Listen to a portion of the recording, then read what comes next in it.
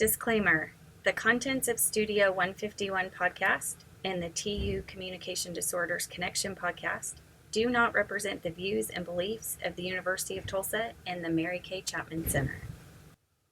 Hello, welcome back to another episode of the TU Communication Disorders Connection podcast. This is your host, Alyssa Hall, and today I'm joined by two very special guests as we dive into the Big Nine area of language. Our first guest today is Jayla Hurt, who is one of my classmates and a first-year graduate student at the University of Tulsa. Yeah, I'm super excited. Thanks for having me. Good to have you here, Jayla. Our second guest is Claire Collard, and Claire is an SLP working virtually in schools. Claire, it's so nice to have you here today. Thank you so much for having me. I will hand it right on over to Jayla to get us started with some questions. So to get us started, Claire, I just wanted to ask you if you could tell us a little bit about your background and experience and just give us some information on that. Yeah, so I went to the University of Tulsa for both undergrad and graduate school. I finished graduate school in 2020, right in the start of COVID, which was a little crazy. Throughout grad school, I helped a lot at the Little Lighthouse in the AAC groups. I did a lot of work with Dr. Marfachuk with AAC and expanding it with our clients here at the clinic as well into the Little Lighthouse, which was kind of nice because it gave me a jump start to having AAC experience. You know, there's different things that go on with AAC evaluations, getting students set up with AAC, getting them qualified for devices. So I was very fortunate that I had that exposure in grad school and kind of had the knowledge going into my career so that I could be helpful in different avenues, be able to be an asset to jobs and things like that, and share my knowledge. So having graduated right in 2020, May of 2020, my last semester of grad school actually kind of ended in March when we were told we couldn't go to our clinical placements anymore. So we had to finish virtually, had to finish up, if we had any clinical hours, we finished those virtually. And I took my first job right after I graduated. I took a job in South Carolina working for a school, and it kind of immediately jump-started me into the virtual world because half of my caseload, half of my students were in person, and then half of them chose to stay home. So I was required to provide virtual services for about 30 of those kiddos, so it kind of got me involved with that right away. Wow, that's crazy. So you didn't have an externship? So I was able to complete one externship, but it was a medical externship, and my second externship, which was at a public school, was cut 1 week into starting. So it was kind of crazy because I did take my first job out of school, and I had only had about 7 days of externship experience prior to that. So it was a little wild. Yeah, that's wild. I love how you just jumped right into it, though. And I love what you said about AAC. We just finished our first AAC class with Rhonda also, and I had never had any experience with AAC until I had a client who used an AAC device. So it was very cool to actually start working with one while we were in the same class with it. Okay, so what age group do you work with right now? So I currently work with ages 5 to about 13 or 14, so it's kindergarten to middle school, kindergarten to 8th grade. I work at an elementary school, and then I also work at a middle school, which serves 6th through 8th grade. With working virtually, what are some strategies you use to keep them engaged? Because I know working through the phone with all the distractions around you can be very difficult. So how do you kind of keep them engaged just working remotely? Absolutely. So I have a repertoire of games and websites that I love to use.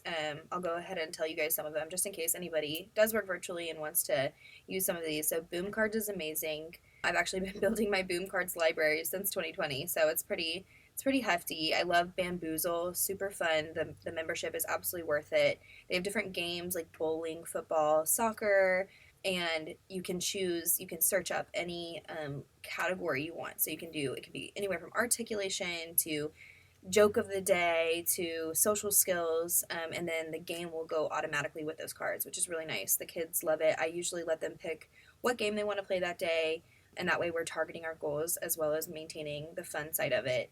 Ultimate SLP is also really, really great. Very much worth the membership. It's also nice because when you choose a game, it allows you to choose If you choose Arctic, it has every sound and every phonological process that you would want to target. You can choose those cards, and then same with language, pretty much any language category you want to focus on. And then it also has social communication and pragmatics, which I have a pretty heavy caseload with kiddos that have those types of goals. So Ultimate SLP is also fantastic. I love to do Jeopardy labs, so you can either make your own Jeopardy board or you can search up any topic. It's kind of like a fun thing. I typically do it as a reward for kids at the end of the week, or it is, you can do like articulation, so like R sound. So one of the Jeopardy Labs boards has like R jokes, things like that. And then just your typical games like Guess Who, Connect Four, things like that. It's really fun to include games with virtual therapy just because the kids in our or I guess the generation of now growing up are so used to the virtual world. So what seems like to us or to parents that it might not be as effective, or how do you do speech therapy over a computer? These kids are so used to being exposed to the use of technology, and in this day and age, these kids are given Chromebooks at school anyway. So they're very apt to it. They're very engaged. They're very curious. So I would say, yeah, keeping it fun, letting them choose, kind of like the avenue we take is important. It's kind of like we're taught in grad school child-led therapy, like let the child take the lead. It's the same when it comes to school-based therapy, especially virtual. Obviously, you have your IEP and your goals that you have to target and you have to stick to, but taking their lead, finding something they're interested in. I have one student who's super interested in like the globe, so we literally go to Google Maps and I let him choose where we zoom into that day. So I would say, yeah, finding their special interests, letting them take the lead, and keeping it fun.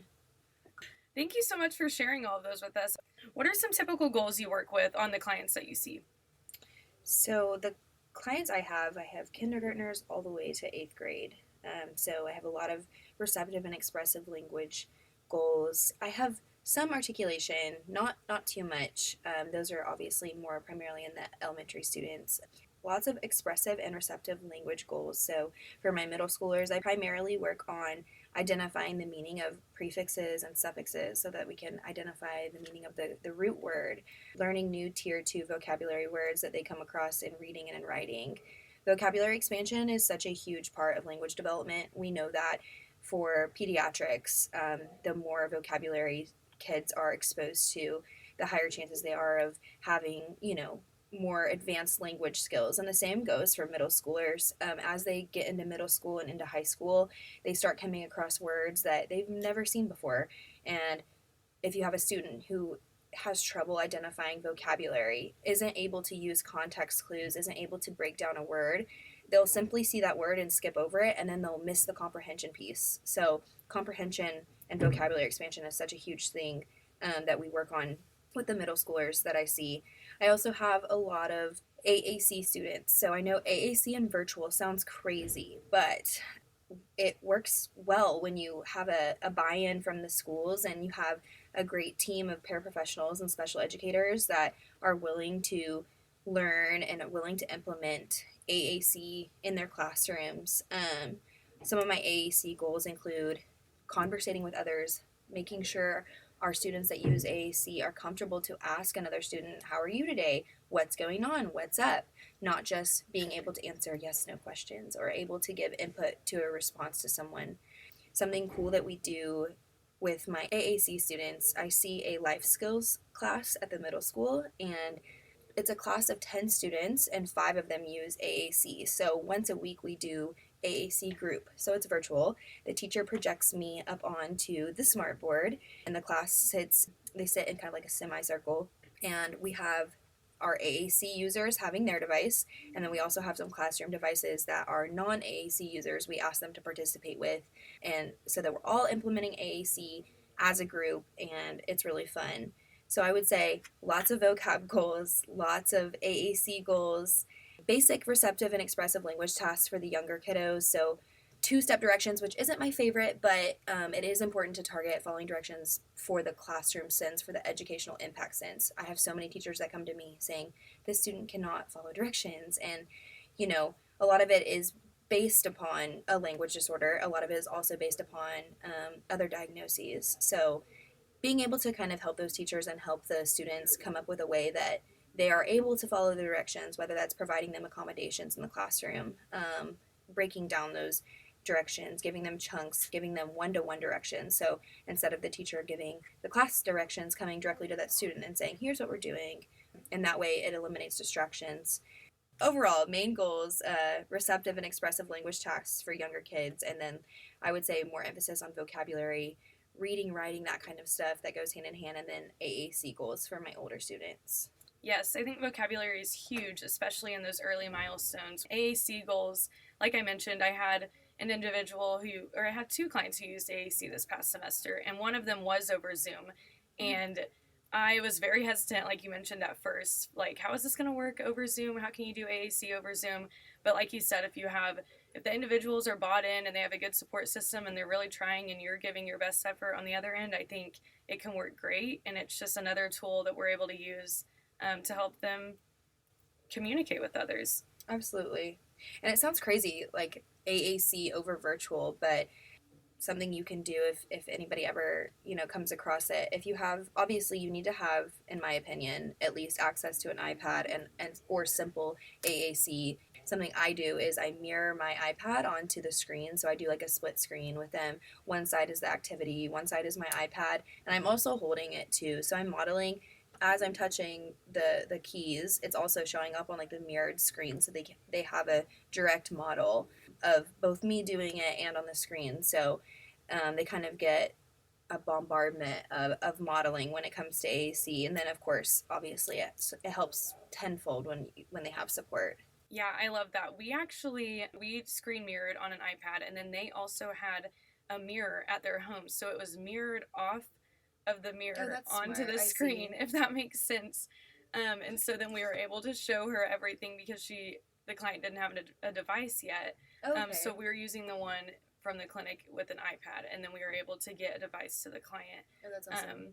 But yeah, it was really cool actually doing it on Zoom and being able to, I like how you said, bombard them like with all of the modeling, and they were able to see everything. So yeah, it is possible if you just work for it and try out everything that you can think of, honestly. Okay, what are some red flags for a language delay or disorder that you look for, and how are the students identified for services at your school? So some red flags that I look for or I notice in school-age kids is the unwillingness to participate in class discussions. That's really a big one. There's usually a reason behind it. Sometimes you get the kiddo that's just shyer. But a lot of times, if you dig a little deeper, you'll see that there's something going on. There's a reason why they're unwilling to participate. I would say withdrawal or refusal altogether, refusing to do their work, withdrawing from their teacher or from their peers. Sometimes it can look like defiance or obstinance, but 9 times out of 10, there's a reason why they're refusing, whether it's they're having trouble understanding the assignment from a receptive language standpoint, or they have trouble coordinating their thoughts, expressing exactly what it is they're trying to say. Sometimes we have students that they know the information, they just simply can't verbalize it, whether oral output or by writing it, and they have a hard time organizing their thoughts. And so I would say those things are very pertinent in the classroom that kind of give us a red flag, so to speak, on there may be a language disorder going on. I would say their writing samples is also really big. Sometimes kids can quote unquote fly under the radar until they're about 3rd or 4th grade, and then we really start seeing it in their writing samples. We start seeing it sometimes in their reading comprehension. Have the teacher give you the writing samples so you can take a look and see, like, okay, this is either atypical or this is typical, and is this coming from like a dysgraphia standpoint, or is this coming from a language disorder standpoint? So since graduating grad school in 2020, I've had experience in the schools. I've had experience with virtual therapy in the schools. I've had experience in the hospitals, and I've also had experience with pediatric home health with early intervention. So kids and infants 0 to 3, which was really, really fun. I really enjoyed it. So you mentioned you've had experience with pediatric home health. What do you think are some early language milestones that parents should be aware of? So, some big things that come to me as both a speech pathologist and a parent myself, parents should be aware or should be looking for their child to start gesturing. Pointing is a really big thing because pointing indicates requesting, and it also indicates joint attention. Joint attention is huge, whether that's in play or with your child trying to gain your attention for something exciting. I think that's a big thing parents should be looking for.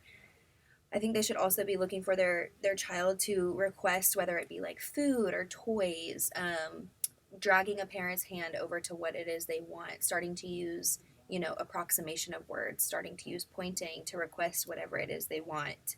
I know language milestones have kind of been adjusted in the recent years, but we really want to start seeing our infants and our toddlers talking by 12 to 18 months using 1 to 10 words.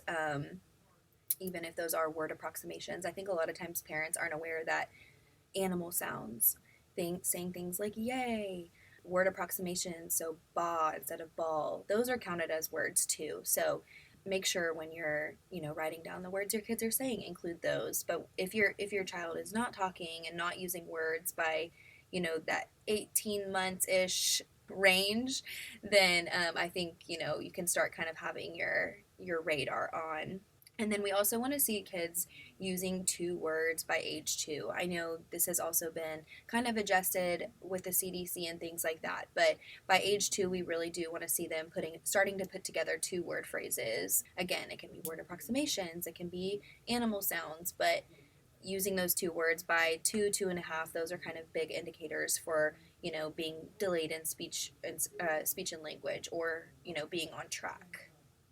I love how you pointed out just the gestures. I think that's communicating too, and sometimes people don't realize that. So I think just making that clear that that's a form of communication also is a big thing.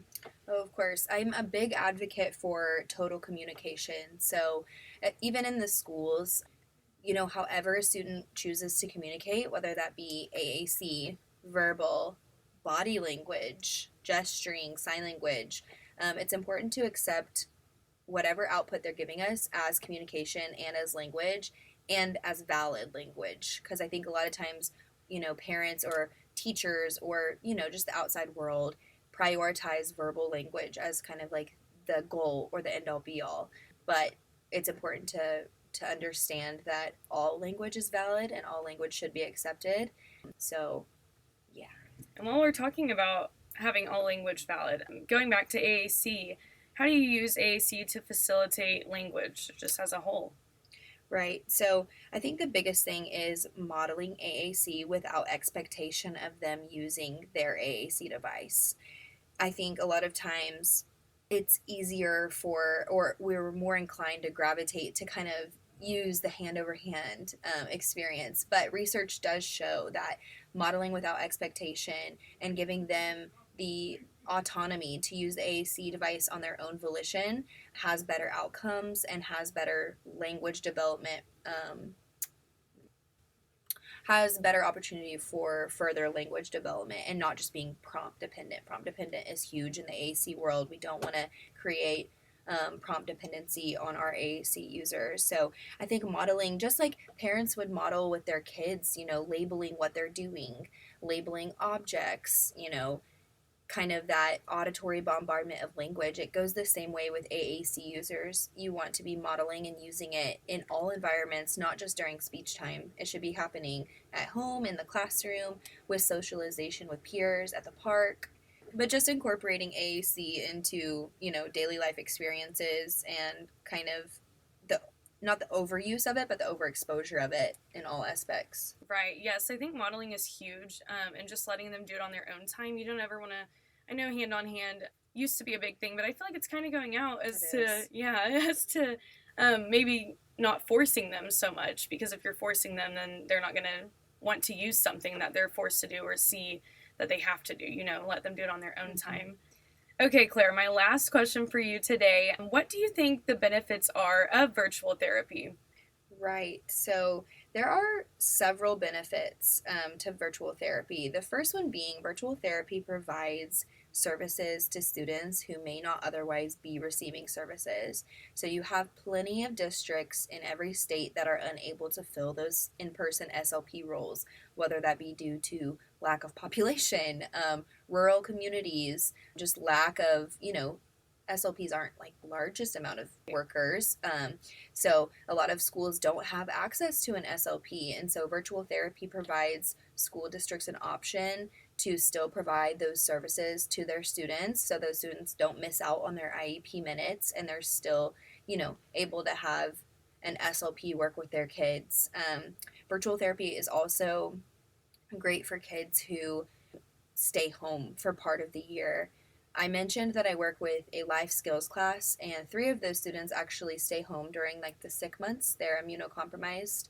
So virtual therapy allows me to still meet with them during those months that they're at home. So they're still receiving their services, but if they had an SLP on site, that SLP may not be able to go to their house.